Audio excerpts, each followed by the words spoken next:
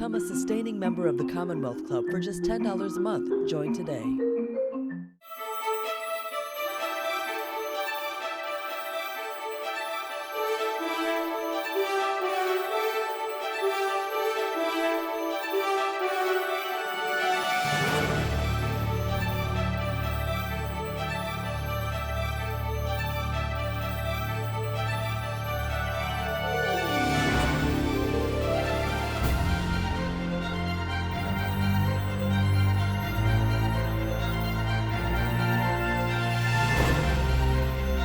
Good afternoon, everyone, and welcome to today's virtual program at the Commonwealth Club of California. My name is Lenny Mendoza, and I'm excited to be here moderating today's program. I'm particularly delighted to be joined by my friend, Anne Marie Slaughter, the CEO of New America, and author of the new book, Renewal: From Crisis to Transformation in Our Lives, Work, and Politics. There's no debate that Americans today face a deeply divided nation and political dysfunction, as we know. But throughout the work she does, Anne Marie focuses on what unites us rather than what divides us. Renewal seeks to answer a pressing question: how can we face the past and simultaneously envision a new future? We'll be discussing a lot in the next hour, and I want you to ask your questions too. If you're watching along with us, please put your questions in the text chat on YouTube, and we'll be getting to them later in the program. And several times during the program, the screen will come up to tell you how you can click and virtually purchase Anne Marie's new book, which will benefit both a local bookstore, the Commonwealth Club, and Anne Marie's great work. So, Anne Marie Slaughter, thanks for joining us. Oh, Lenny, it's such a pleasure to be in conversation with you, and particularly at the Commonwealth Club. Well, it's great to see you virtually. I look forward to being in person one of these days, either in your offices at New America in Washington, D.C., or sometime here soon in San Francisco. But at least we can do this virtually. So thanks for joining us. My pleasure. So, Anne Marie, you have a wide range of topics that you've written on, have academic and personal experience in, and have written several books on those kinds of topics, everything from international security issues to the role of networks to the role of women in today's economy. Why this book and why now? So this book is definitely the hardest book I've ever written. It's also the shortest. So for the old adage, it's harder to write short. I think that there's something in that. But it was the hardest because it is deeply personal and passionately national. And I felt that I wanted to write it because we are at such a pass nationally.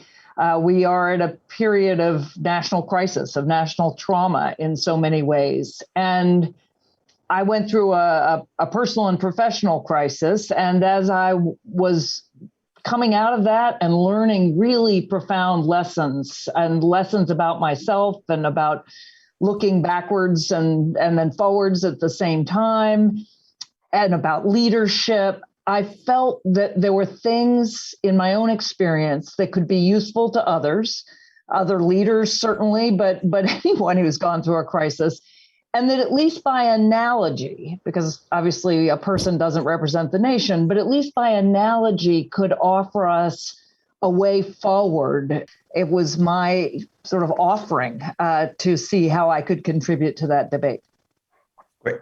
And having got a preview copy this weekend and having a chance to read it, I can imagine what a personal journey it was to write something that's both strikes that chord at this moment in time nationally about the need for that renewal, but also very intertwined with your own personal journey and leadership experiences. So before we get into the big picture of the country, let's talk a little bit about how you came to write your own personal story here, and tell that, if as you would, in a short version about what you learned from that experience. Absolutely. And so I just have to tell the audience, Lenny actually was on the New America board when this happened, and a pillar for me and a friend and a mentor. So we had a professional crisis, which I was, as CEO, I was really responsible for doing things, but also for not doing things that hurt New America's reputation. And going through it, the best advice I got was from another one of our board members, David Bradley, the head of Atlantic Media, who told me, run toward the criticism. And David is funny. And he said, imagine you're having an argument with your spouse, and it's clear to you that you are 98% right, and your spouse is at best 2% right.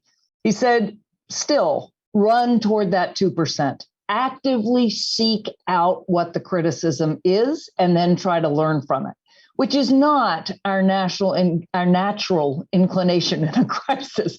We get defensive, we justify ourselves, but I then called all the board members, including you and all of them, and also talked to people in the organization. We had a consultant. And it really was the beginning of a learning journey. And what I do in the book is to talk about how I took that criticism and looked further back to see, were there patterns in other jobs I'd had? What was this and how could I fix it? And the reason I talk about renewal is because I believe renewal is a process of looking backward and forward at the same time. But you have to start with what radical honesty about yourself or your organization or your country. And so as I tell this way the crisis resolved, I'm also talking about how my leadership style changed, how we came to think about resilience at New America and risk-taking. And ultimately, I wouldn't have written the book if I didn't feel like I'm a stronger, better, more confident person. But that's based on a really wrenching, difficult process. Still, the payoff is that you then have the confidence to rebuild and really, frankly, to build something new and better. And, having lived that experience through with you, I appreciate the challenge of going through it. What was it like for you personally to write that again and to do that own journey of your own exploration?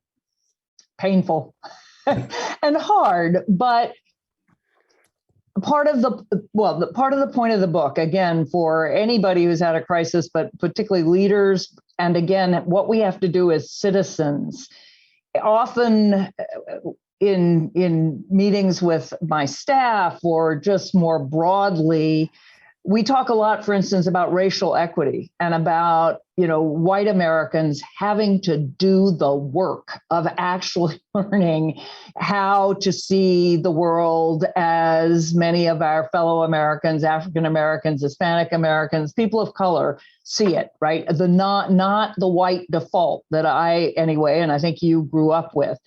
And the process of writing the book was doing that work again and thinking about it and thinking about what were those lessons. So it was hard, but it was valuable. And in a way, it provided a kind of closure and again, a way of sort of looking forward.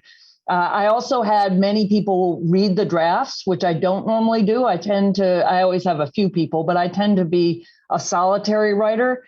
This time I was writing about my own organization and my own experience. So I made sure that other people who'd been through it with me read it. And of course, they had different views. So it was a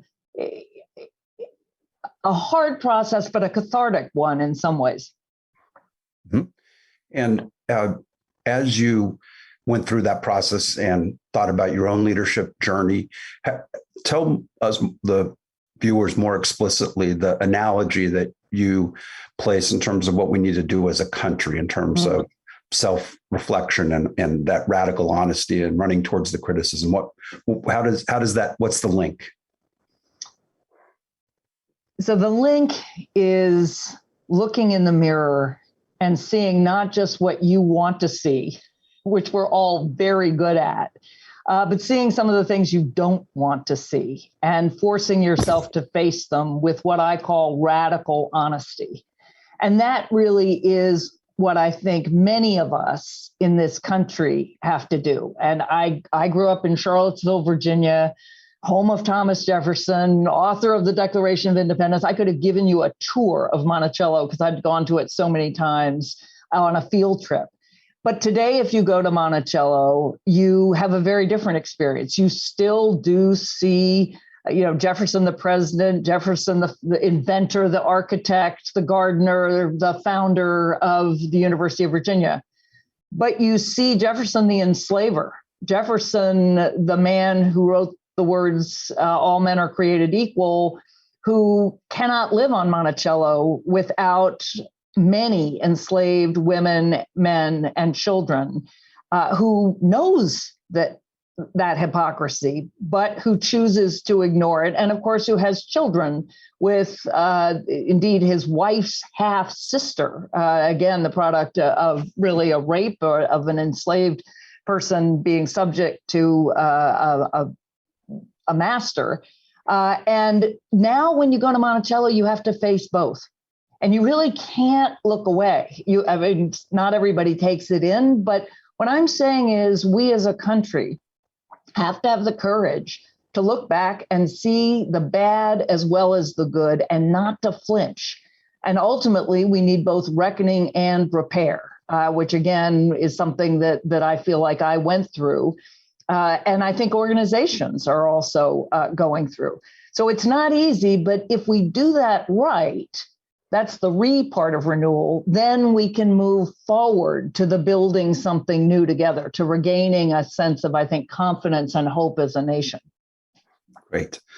And it may be my reflecting who I am reading into your book, but I was struck by and reminded of what your Twitter handle says, which is patriot, entrepreneur, mother, mentor, thinker, feminist, CEO, and then goes on to the professional accomplishments. But you obviously wrote this from, and many points during the book talk about the perspective that you bring as a woman leader to this question, and your own history about how you lead. What can we take away from your own perspective on that, written from the view of someone who's been a very successful leader in many different settings? Well, and the patriot part of me, although I say I'm a critical patriot, it's like James Baldwin said, love my country so much, I reserve the right to criticize her perpetually. But that the patriot in me, also, I just have to compliment you on your shirt, the sense of because this is a way of coming to grips with the reality of the country that I think can inform a new patriotism, which I think is important. But as a leader, and as somebody who not only leads, but I've written on leadership and I've written on network leadership, and I've written specifically about leading more horizontally, so from the center of a web rather than the top of a ladder. And yet, as I went through this process, I realized I'm talking the talk, but I'm not walking the talk. I am leading not imperiously. I'm not an imperious person, but fairly distantly. I was often not physically present. I was not taking the time to hear people, to build those relationships that create enough trust for people to tell you what they think is going wrong. And again, I knew this intellectually, but I wasn't living it. So, it's a little ironic also, because often people think in gender terms that women are much more relational and, we do lead more horizontally. I'd written about that too, but it was not, when it came down to it, I had to learn how to lead, as I write about in the book, to lead from the center and from the margin at the same time, and to learn how, on the one hand, you have to have a boss. People have to make decisions. It can't be, an organization will not run, or at least not in my experience, by consensus, but to lead in a much more collective way, so that actually, to me, it's much more fun. I feel now that I have a partner in my president, but we have a leadership group and sort of expanding circles. And that's a kind of collective responsibility for the organization that is much more resilient and frankly better. Okay. You talk in the book about why you use the term renewal. versus other terms that people talk about when they talk about democracy, like trashing it and starting all over again, or rebuilding it, or reimagining it. Why renewal? I say renewal is in between restoration and revolution. So restoration, we just went through a president who said, make America great again. It was not great and is not great for far too many Americans. So this is not about restoration. I don't actually think we can survive a revolution. And although I love really big ideas and I want really big reforms, I want something short of revolution. You're right that there are people who hear renewal, and I quote Trabian Shorters, who's the head of Be Me Community, and he says, people who talk about rewords are fixers, and what you really want are builders who imagine something completely new. Again, I think renewal looks backwards and forwards at the same time. I think it has that newness and the excitement of newness, but it recognizes that you're building on a foundation. And this is where the personal is so important again. There's an entire industry bent on selling us our new selves. But in my experience, particularly, over 60, there's a core there. There's a foundation. There's who I am and have been, my personality, my lived experience. You can change, but you can't reinvent yourself completely. So the beauty to me of renewal is that it doesn't try to pretend the past wasn't there. It insists you face it, but it also says you're not the prisoner of your past. You really can change. You can do something new. And again, for me, it's the power of doing something together also, that part of my own renewal was recognizing collective power. Okay. As you articulated in the book, and as we lived together, you also, during this moment, thought a fair amount, and I always think of you as a big idea person, so don't let anybody tell you you're not, but your own institutional leadership role at New America, about what the vision and aspirations of the organization were. How did you think about that, and what did you learn as you went through that own process as it relates to renewal of the opportunity that is America?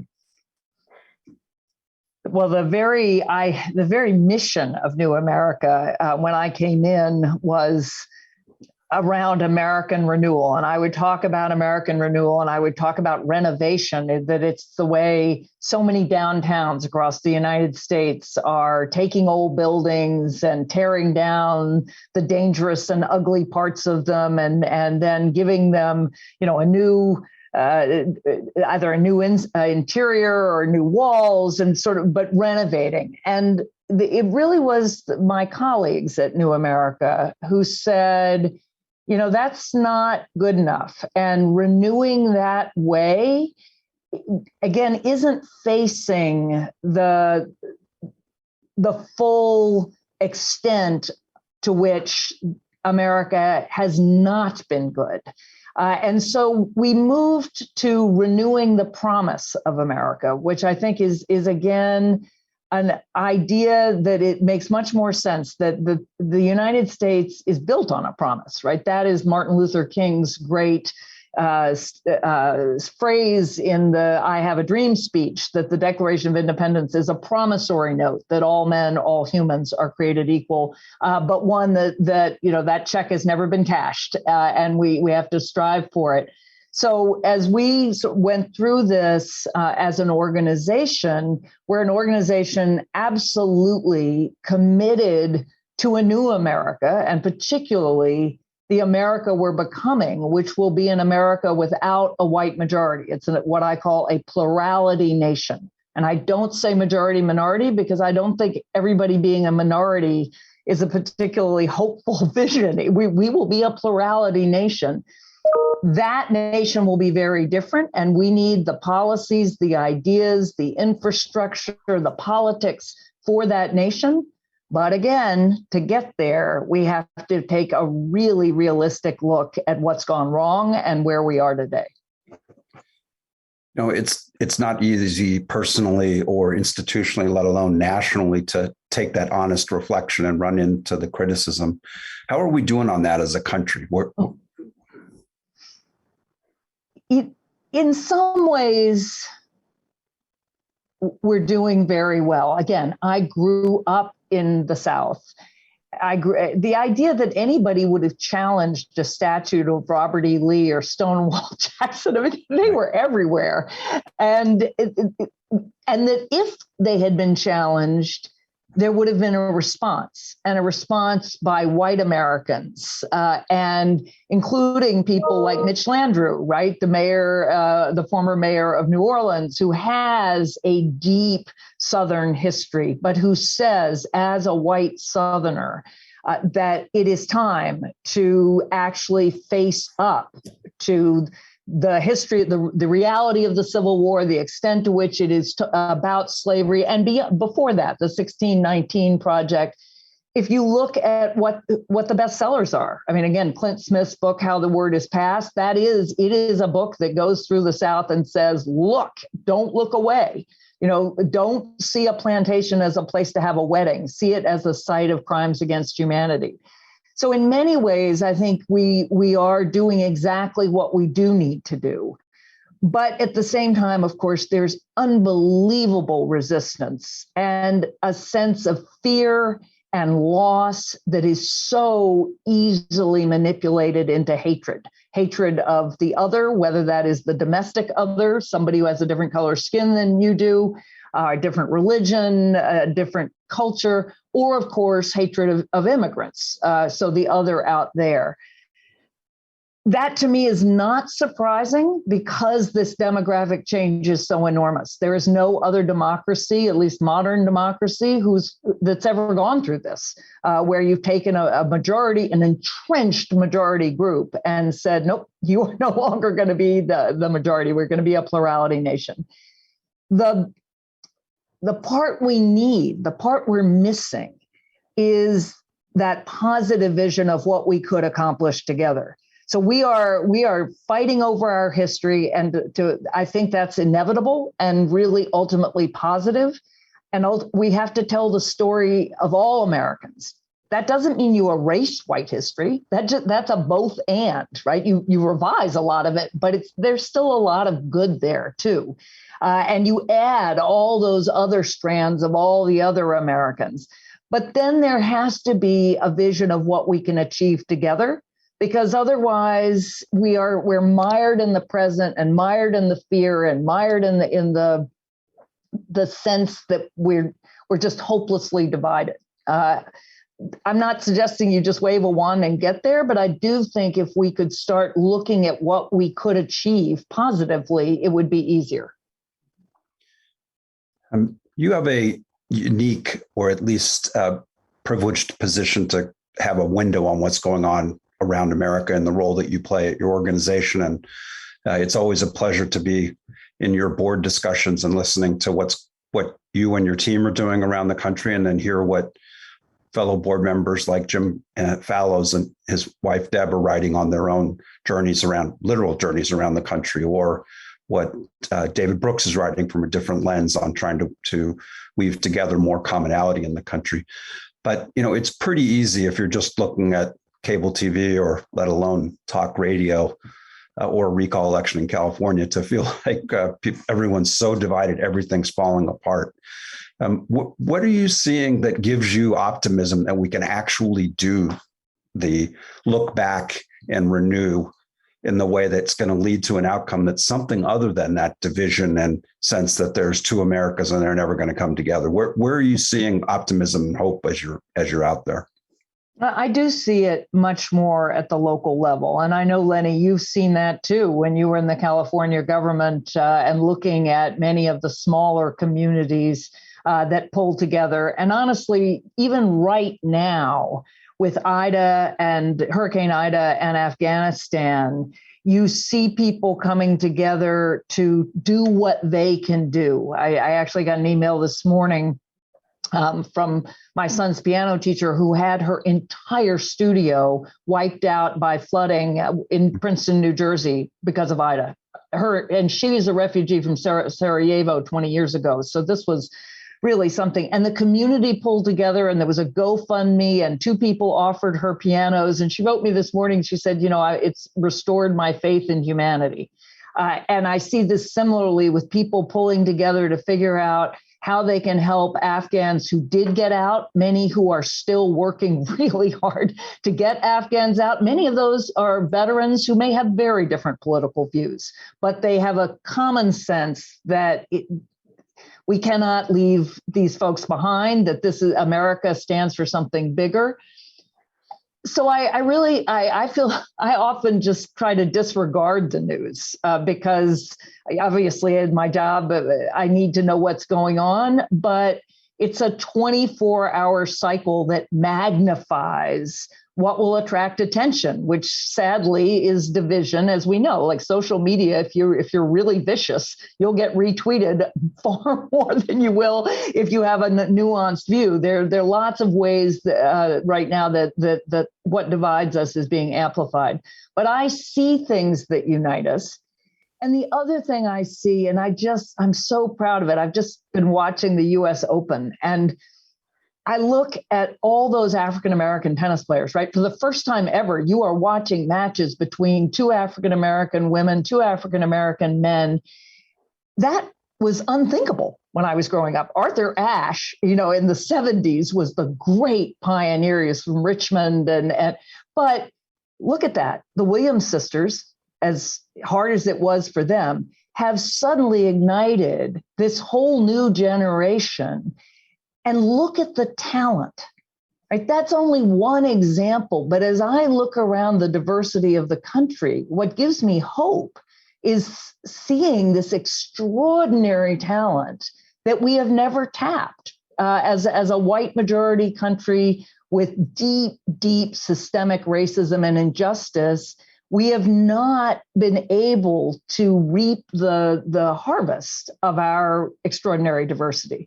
And again, I don't think it's going to be easy, but I see so many signs of real progress from the America I grew up in, even as I see more division politically, that I really have that makes me proud looking forward.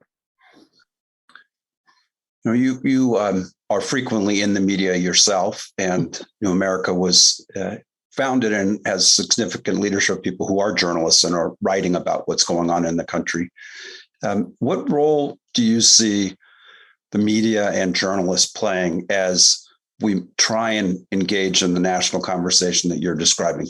Are there places where it can really occur when it feels like you're on TV? It's the same thing. The more obnoxious you are to the person you're talking to, the more, that clip goes viral.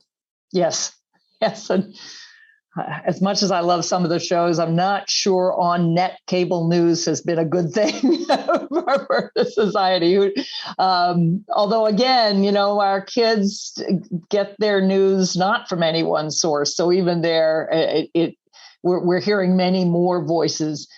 But I think journalists, again, we need to go local. And here again, you've played a role right in Half Moon Bay, saving your local newspaper. But if you think about all the newspapers that have gone under over my lifetime, and now you imagine, say, look at 2026, the 250th anniversary of the signing of the Declaration of Independence. One of the things I imagine is that the organization Report for America, or any organizations that are supporting local news, really pour funds into local communities so that young journalists can tell the full story of their community for 2026. They would start in most cases with whose land it was, right? Which Indigenous Americans, Native Americans, whose land was it? Who built their town? Often it will be enslaved laborers. But then also, what are the town's great moments? What are the town's traumas?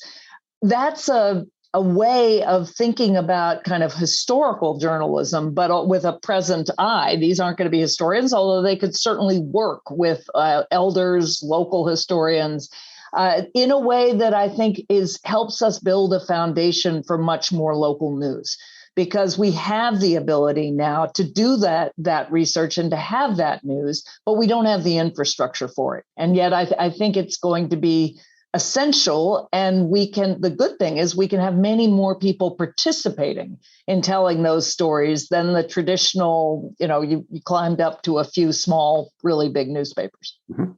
That's really interesting. So to reinforce, I've been really encouraged by my own experience in Half Moon Bay. I see it at Cal Matters and what Report for America and others are doing of capturing the student journalists and those that are just entering the profession and having them do that kind of on the ground reporting across the country. It's a very different lens than sitting in a room in a big newspaper in New York City or Washington. And it produces really different voices and much more reflective of the real America. So now you had mentioned in passing, and I want to talk a little bit more about this because you talk about it frequently in the book, that it's easy to forget that we are coming up soon on a big anniversary for the country in 5 years. So tell me a little bit about what you think that could look like, and where are we in the exploration of what America is at 250 years? Well, I will start by saying I was 18 in 1976.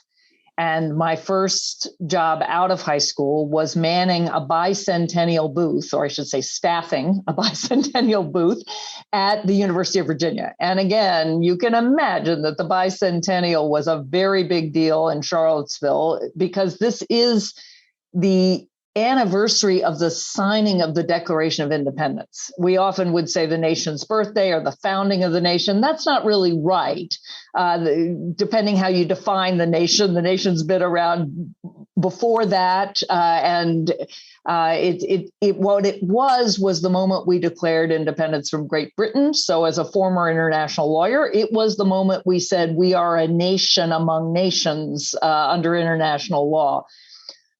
It was in 1976, it was a moment pretty much of triumphalism. I mean, it was after Watergate and the Vietnam War, but they had started planning it in 1966. Congress set up a whole commission in 1966. There was a fleet of tall ships that sailed across the ocean and into the New York harbor and then the Boston harbor. Queen Elizabeth and Prince Philip came to visit. There were exhibits and fireworks, but what there wasn't was a lot of self-reflection. And 50 years on, in many ways, the country is unrecognizable. And demographically, again, it has changed profoundly in technology. Can you imagine 1976, pre-cell phone, as far as my kids are concerned? That is truly the dark ages. But so this time around, it can't just be a celebration. And indeed, many folks will say, wait a minute, if you read Frederick Douglass's great speech, What to the Slave is the 4th of July? He says, it's your day of independence, but it is a day of slavery for me.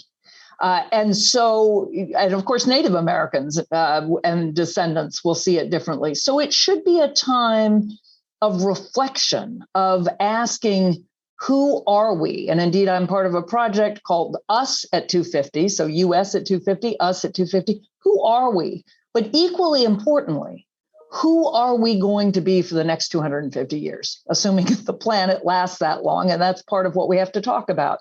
And so I see it as a catalyst. Between now and then, what can we achieve in various ways? How can we use it as a galvanizing date?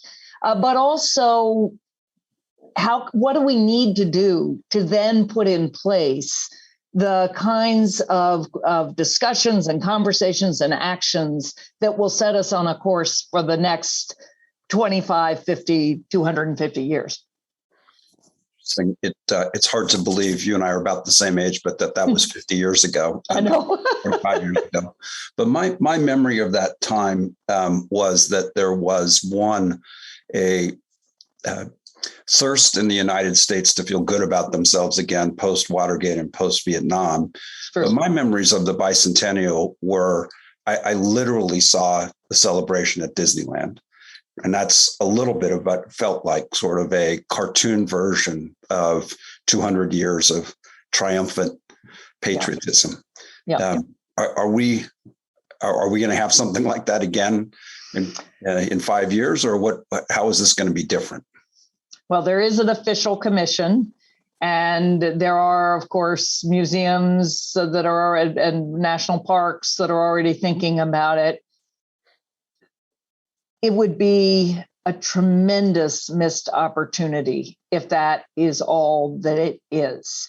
And the opportunity we have right now is for as many of us as possible to think about what we want to make it. So, every town, as I said, can have a project to tell its history. Every school can think about, what is it that we're going to use this moment for, and how are we going to engage not just the classes in 2026, but now looking up to it and looking back. Look back at 1976, look back at 1926, look back at 1876, right? These are these moments so that you can look at the nation. For me, the opportunity is to take a radically honest look at our history, but equally to think about what kind of changes we can make. And I'll give you one. Again, this is something you and I both care deeply about. We need to fix our democracy. And we've made really big changes before. We've elected 100 years ago, we moved from electing senators by state legislatures to direct elections. And we moved from conventions to primaries. And now some of us have moved from primaries back to conventions. But there's nothing in the Constitution that says you have to elect people 2 parties only, first past the post. We can have ranked choice voting, as you do in San Francisco. Now we have in New York, we have in Alaska, we have in Maine, where there's much more room for different people to express their views. If you have a third party, it doesn't have to be a spoiler. Imagine if we said we want to have 26 states with ranked choice voting by 2026. Or maybe that's too big. You want to say 15, but something big, because that is the way I deeply believe with multi-party democracy and a far more diverse electorate that we can actually be represented. And you can take that in education, in the environment, whatever your area is, and think about a big goal for 2026 and think about critically, who am I going to partner with to achieve that goal? So there's also an opportunity for Jim Fallows and I often talk about a flotilla, right? We're all there with our boats. Let's sail toward the same goal. Let's have different sub goals and maybe different routes, but let's take this opportunity to do something positive. Great. So a reminder to our viewers that we're speaking at the Commonwealth Club with Anne-Marie Slaughter, the author of the book Renewal: From Crisis to Transformation in Our Lives, Work, and Politics. And we're looking forward to getting to your questions here in the next while here, as many of them are coming in. But before we do that, as we're thinking about 2026, I was, as I read your book, really excited about your last chapter and the sort of your own view about a telling of 2026 that could happen. You just talked about one element of it around renewing democracy. Everyone needs their own personal reflection of what it could be like in 2026, but you wrote that and you thought about that a lot, obviously. So how did you come to that? And tell a little bit more about, in the big idea, aspirational Anne-Marie Slaughter, what are you thinking about we should be aspiring to in 2026? Well, thanks for that question. And the conclusion is called the Coda. And the book is really inspired by Langston Hughes' great poem, Let America Be America Again. Again, it's a deeply patriotic poem and a deeply critical poem at the same time. And he says, let America be America again, the country that has never been yet must be. And that's the frame for me for 2026. I'm being very honest about what we haven't been that yet, but what could we be? And I invite everyone to have their own vision of what 2026 could be. But some of the things I imagined that I talk about in that chapter, Barack Obama gave the elegy for John Lewis, and he said, John Lewis was a founder. And I thought, imagine if former President George W. Bush and President Barack Obama, came together in a kind of national commission. It could be appointed by the government or by their two foundations to identify another group of founders, in addition to those who we call our founding fathers, who signed the Declaration of Independence. There are many. I definitely think, John Lewis was, Martin Luther King was. There's some names that would jump to all of our lips.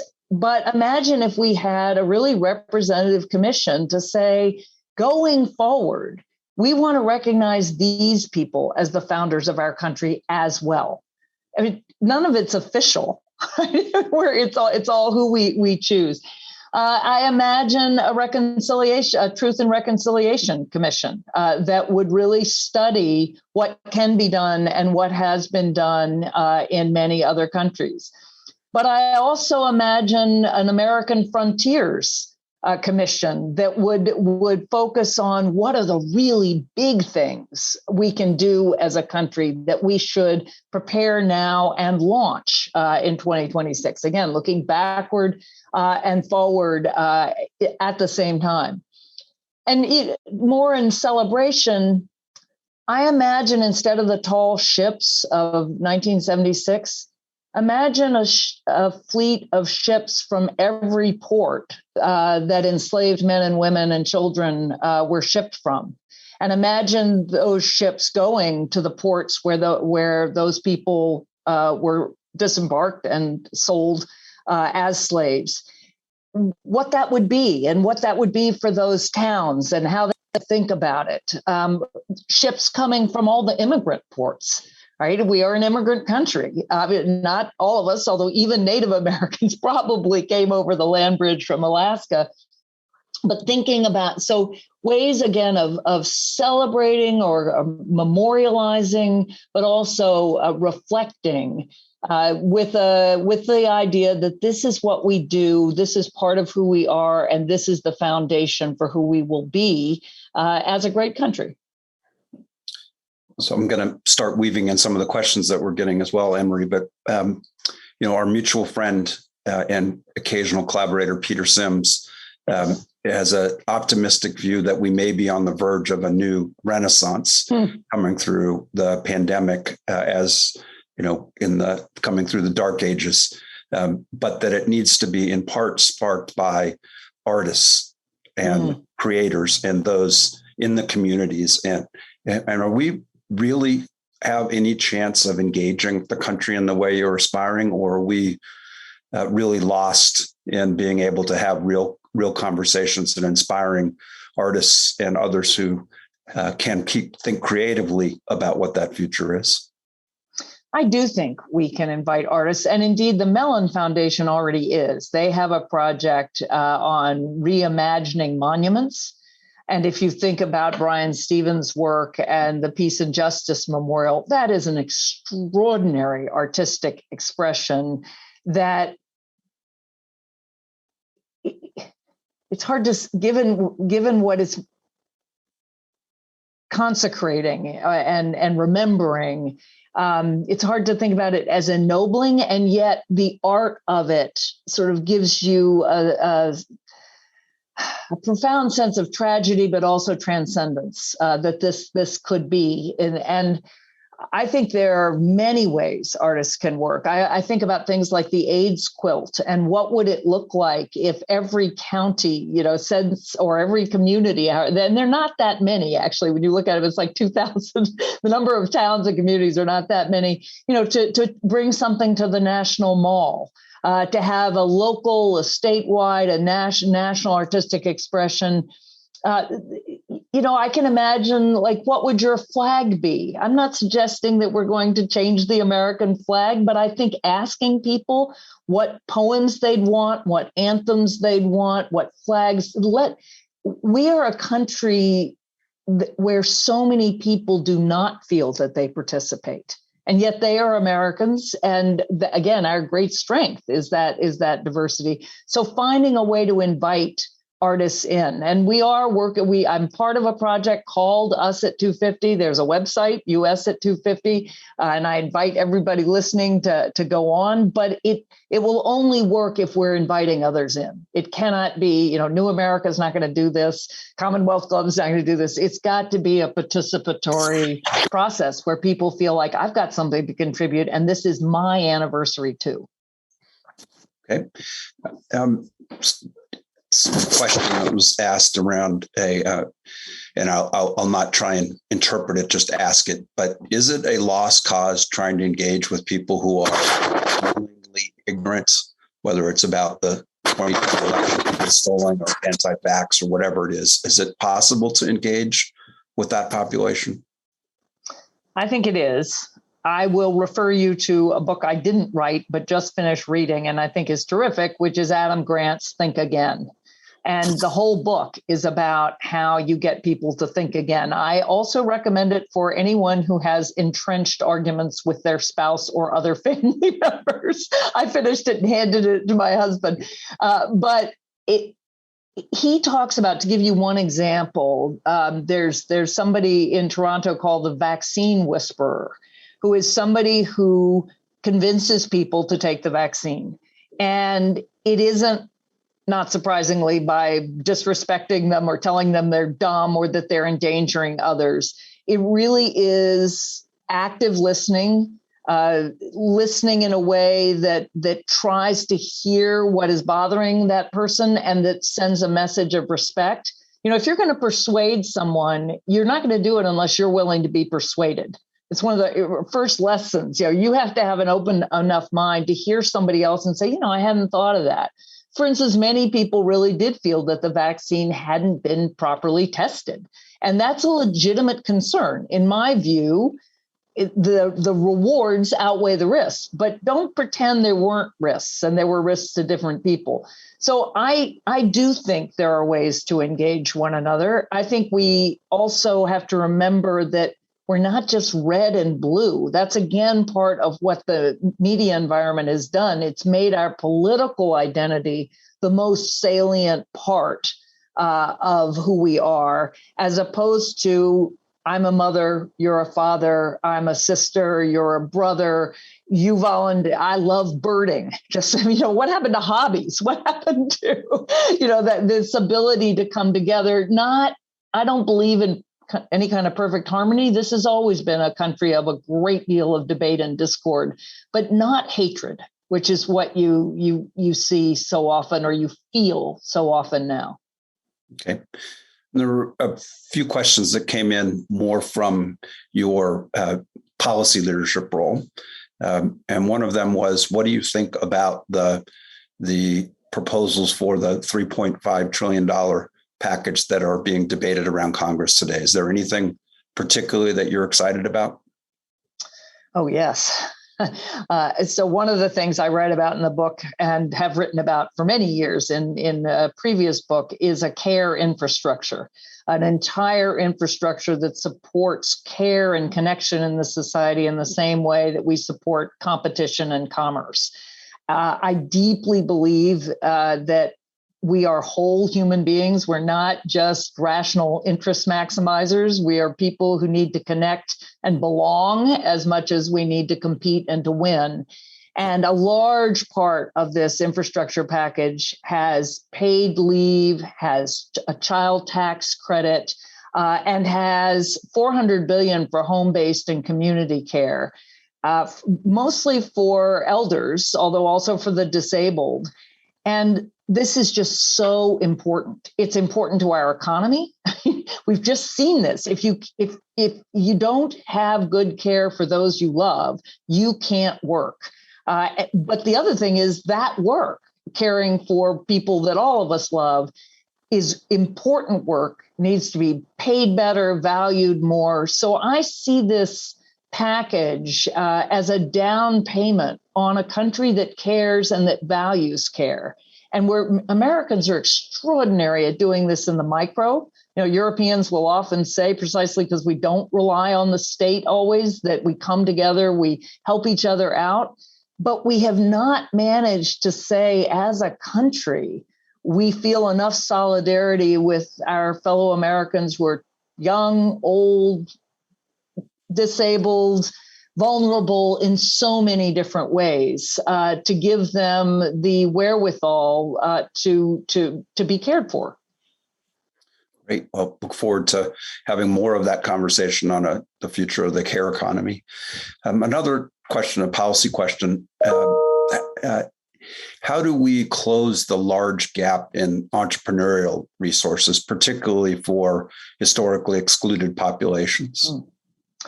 That is such a great question. And it goes directly to what we were just talking about.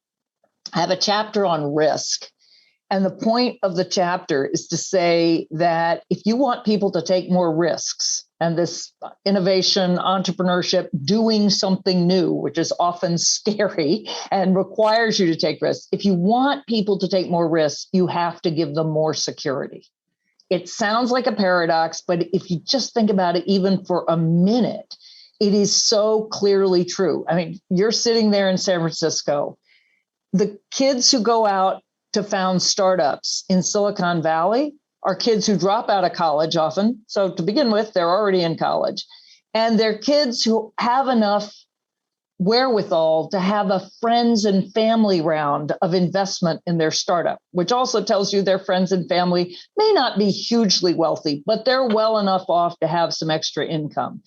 If we want to support the kind of local entrepreneurship that we really need to come back from the pandemic, but also just the world we're entering, the world of more automation. Yes, the world probably of partly remote work, but we're not all going to sit, in little towns on our screens. And even if we did, then we need entrepreneurship to support, to develop new businesses to support them. We've got to provide people with a foundation. It doesn't mean that they don't have to do scary, daring things, but how high you're willing to climb depends on how far you think you can fall. And if you think that, taking a risk means possibly losing your house and ending up on the street, or not being able to support, your loved ones, you're going to stick to what you're doing. And this is not just me talking. There's a lot of research on risk, and this is what backs it up. So if I'm all for a whole new generation of entrepreneurs, but we need to provide them with enough security so that, yes, they can go up and they can fall, but they're not going to lose their livelihood or, their house or their family as a result. No, I thought your chapter on risk was intriguing for that very point, that we have done and are a lot more opportunities to lower that individual risk and have some security. The Affordable Care Act clearly did. Yep. The care infrastructure that you're describing would help that. But it'd be really intriguing if we had that architecture combined with a collective friends and family support, so that everyone could have that opportunity as opposed to those who happen to come from means. Exactly.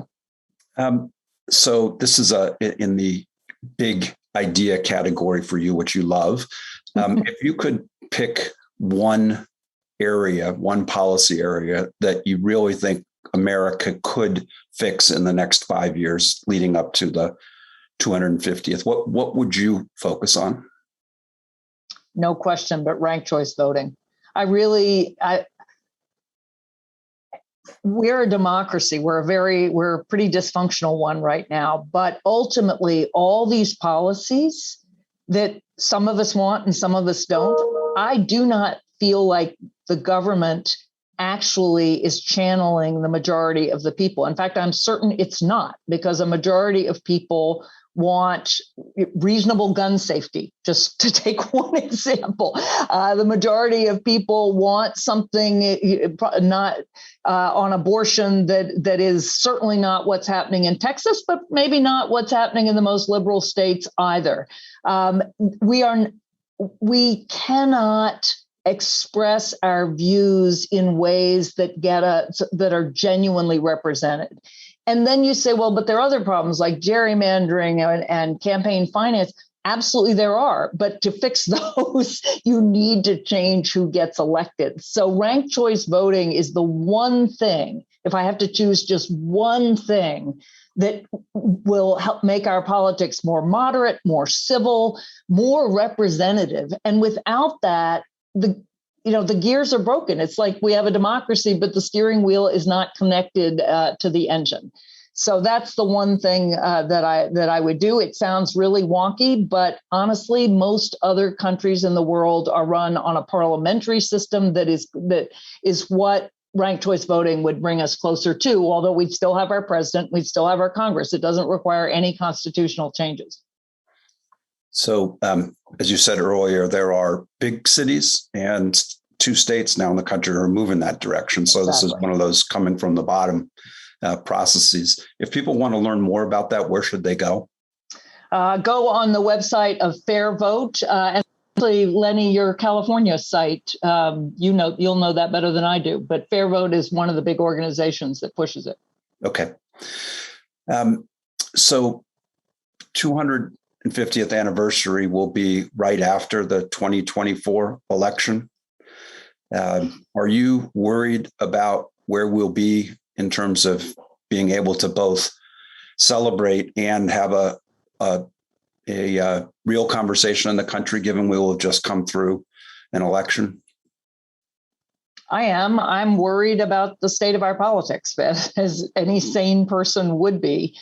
I do think it's important that it'll be a midterm election year, but it'll be 2 years, after the 2024 election. Or you're right, actually, the 2024 will be a year. This is another reason I think it's so important to do this as much ground up as we can. I would like there to be a celebration in the mall and all of that, but the country is much more than Washington. And we do have the ability to make change in our communities and in our states. I think 2026 can be a way of restoring some of that agency. And to say again, we've gone through really, really bad times before as a nation. And in some ways, people feel like this is a kind of cold civil war. I'm not sure. I think it's that bad. Again, I think it's exaggerated in some ways. But I would like to think that we can have this celebration not divorced from politics, because it's part of who we are, but not dependent on politics either. I should say one of the other things I imagine in 2026, maybe this is far-fetched, but I imagine, I say the nation's first female president, that was before President Biden said he wanted to run again. I'm not taking any positions, but I would like to see a female president. But I imagine changing our national motto from E pluribus unum to plurus et unum. Somebody had to correct me on the Latin because I haven't had Latin since high school, but that means many and one at the same time, not from many one, but many and one. And I'd like to think that we can have, rancorous politics and still a sense of where we've been and where we're going at the same time. Fabulous. We're unfortunately just about at the end of the program, so only have a couple more minutes. But I think it's a very interesting time as you head towards 2026. It wasn't exactly an easy time to have a national conversation celebrating in 1876 or 1976, for that matter. Those were challenging times about the country being torn apart for different reasons. But it's not like we haven't had a history of coming together and figuring out how to renew ourselves. So thank you for challenging us to do that. And I want to ask you the last question, which is, you have your own coda in the book, which I would encourage everyone to read. But we're talking to an audience of people who are leaders and interested in these topics. How do they get involved? What do you think the opportunity for individuals to be part of this critical running towards the criticism and self-reflection and then aspiring to something in 2026? What should we be doing as individuals? Well, obviously, I want to say buy the book and read it. I do, but it is an invitation at the end, and it says, this is my vision. What is yours? And again, it's saying, how are you going to look backward and forward at the same time? So it isn't just a gauzy, imagine what America could be. It's, let's look at your own town, your own organization, yourself, however that strikes you. How do you invite as many others to be with you as you can? That can be within your organization, that can be other organizations, but we're not going to do this individually. We all have a role, but there has to be this larger sense of a collective. And then set yourself, first place, think about your own vision, but set yourself a big goal. We are doing this at New America. We are engaging in strategic planning, and I am pushing everyone to say, all right, we work on higher education. We work on K through 12. We work on political reform. We work on workforce and apprenticeships. What could we do by 2026? Let's set ourselves a big goal. We might fail. Yes, that's what risk is. Of course we might fail, but better to really believe that we can do something big and try. Because the country needs it. We really need it. And again, we have so much potential and so much talent. I am, in the end, optimistic, but only if all of us pitch in and dare. Fantastic. I love that call to action in a way that's both aspirational, individual, and collective. And thank you for putting that forward. And if people want to learn more about the US at 250, where do they go? There is a website. It's us@250.org. Okay. And we invite your comments because we're just getting going. But we have a great group, and you can see who's involved on the website. Fantastic. So again, our thanks to my friend Anne Marie Slaughter, CEO of New America and author of the new book, Renewal: From Crisis to Transformation in Our Lives, Work, and Politics. Thank you for joining us this afternoon, Anne Marie. It's a pleasure, as always, to hear your ideas and both your personal reflections and your views on what we can be doing as a country. Look forward to the 2026 celebrating where we're accomplishing some of those big aspirations. Lenny, thank you. I wish that I were sitting in Half Moon Bay at your brewery and lifting a glass of your excellent ale, but thanks to everybody listening, and many thanks to the Commonwealth Club for hosting. Thank you. And again, we all particularly want to thank the audience for watching and those who are participating live. We see flashing across the screen and in the website, the opportunity to buy the book Renewal by Anne Marie Slaughter virtually and support both the Commonwealth Club and local bookstore. And if you'd like to watch more programs or support the Commonwealth Clubs in making virtual programming, please visit commonwealthclub.org/online. Look forward to seeing many of you in person someday soon. I'm Lenny Mendonca. And again, thank you. Stay safe and healthy. Thank you again. Bye, everyone.